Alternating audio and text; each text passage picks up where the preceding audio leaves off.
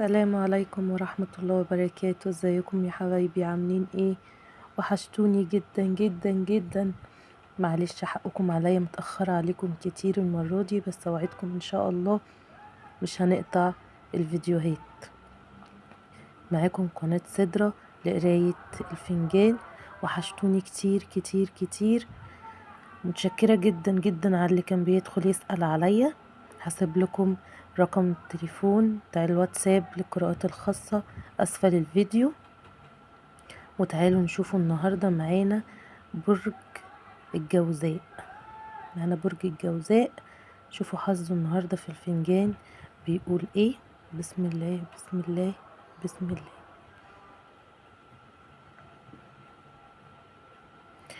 برج الجوزاء. بسم الله، ولا حول ولا قوة إلا بالله.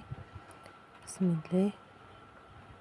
بص يا برج الجوزاء، انت في تعبان في حياتك. في تعبان في حياتك، خانقك في كل حاجة. حاسس ان حياتك مش مستقرة.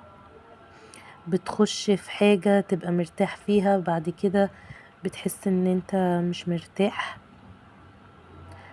خلي بالك يا برج الجوزاء، في عيون كتير في حياتك.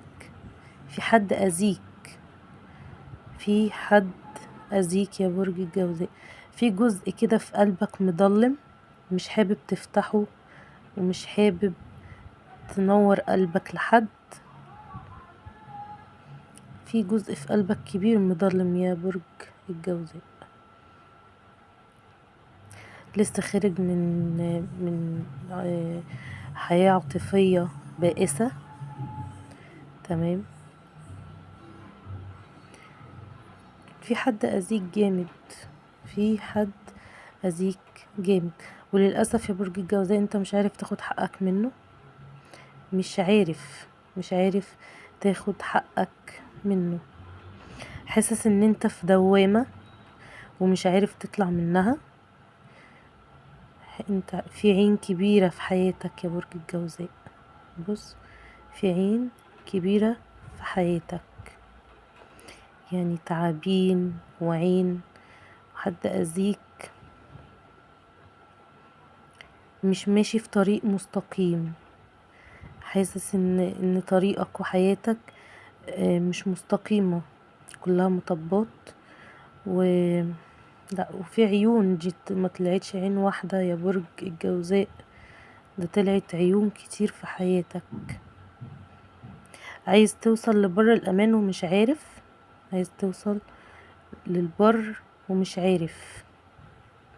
عندك مشاكل كتير، انت في مشاكل كتير في حياتك، مش عارف تحلها، مش عارف تخلص منها.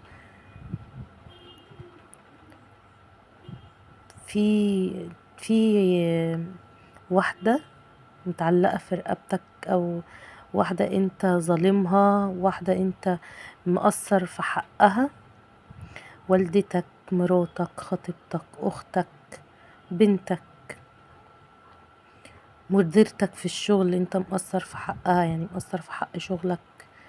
حاول تشوف مين الست اللي انت مقصر في حقها.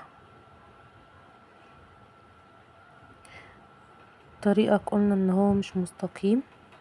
تمام.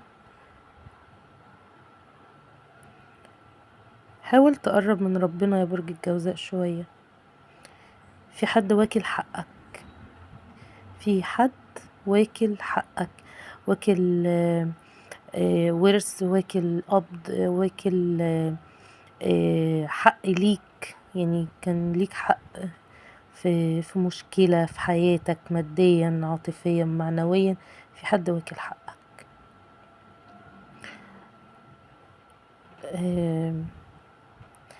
بص يا برج الجوزاء، انت هتخش علاقة، اذا كانت صحوبية، اخوية، علاقة عاطفية، بس مش هتبقى مرتاح. او في حد دلوقتي بيقرب منك وانت مش مرتاح له، انت مش قادر تدي الامان لحد دلوقتي. مش عارف تدي لحد الامان. حاول تدي لحد امان عشان تطلع اللي جواك وتحاول تستقر. حاول تطلع اللي جواك وتستقر يا برج الجوزاء. قرب من ربنا، صلي، ادعي، لان في حد اذيك جامد، وفي عيون كتير كتير عمالة تبص عليك، في عيون كتير. وهقولك على حاجة، العلاقة العاطفية اللي انت لسه خارج منها مش هتنفع، مش هتنفع ترجع تاني. بت يعني الشخص التاني، الطرف التاني بيحاول يرجع وانت مذبذب. بس انا بقولك يا برج الجوزاء مش هينفع ترجع. وشوف مين المتعلقين في رقبتك والست اللي انت مقصر في حقها يا برج الجوزاء. حبايبي هسيب لكم رقم الواتساب للقراءات الخاصة اسفل الفيديو، اللي محتاج اي حاجة يخش يكلمني على الواتساب.